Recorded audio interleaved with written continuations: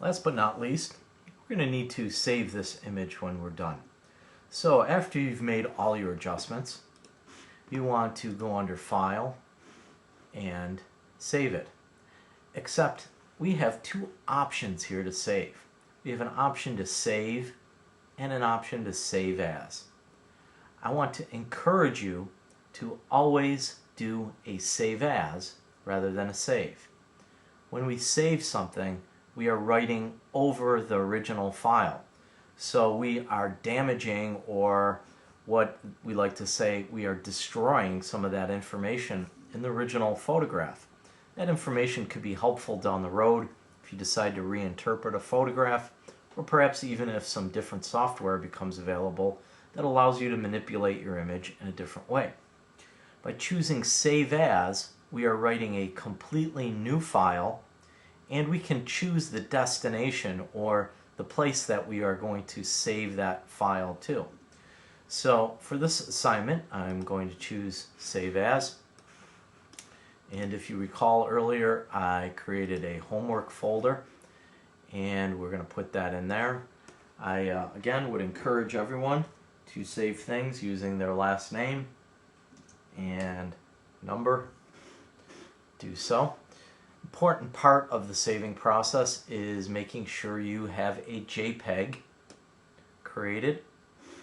And another important part is identifying what version your photo is. So if you interpret a photo several different ways, you may want to name that several different versions, or my abbreviation is V1.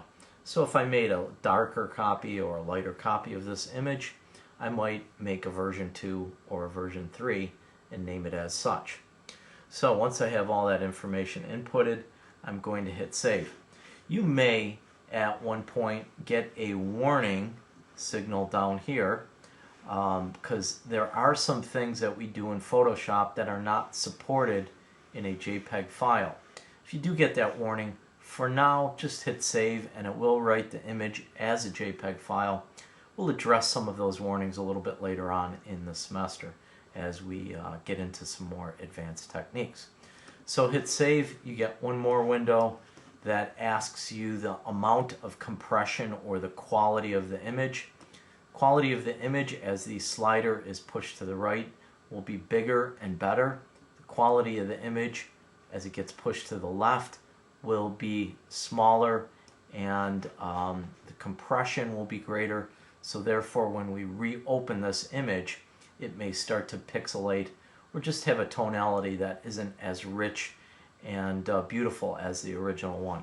So unless you have some real concern about memory or some other issues such as using the photograph on the web where you need to load it really quickly, we would always want to otherwise choose the most largest and maximum compression that we can. So that would be 12, hit OK, and there you have it. Close your image. Again, click on the red dot or simply go close, and there it is, saving your image.